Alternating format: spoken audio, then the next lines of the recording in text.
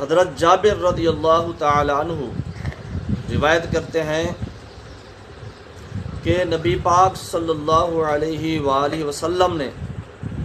ذبح کے دن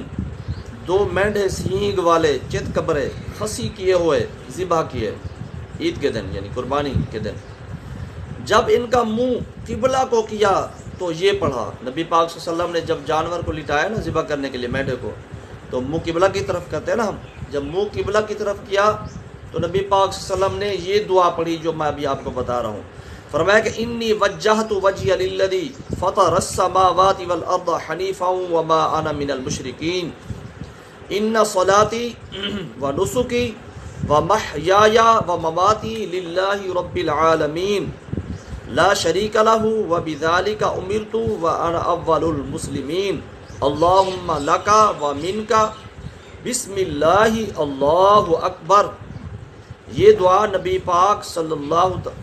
اللہ علیہ وآلہ وسلم نے پڑھی۔ تو اس سے کیا پتہ چلتا ہے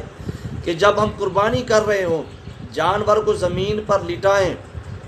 اور اس جانور کا منہ جب ہم قبلہ کی طرف کر دیں تو ذبح کرنے سے پہلے ہمیں یہ دعا پڑھنی چاہیے جو نبی پاک صلی اللہ علیہ وسلم نے پڑھی۔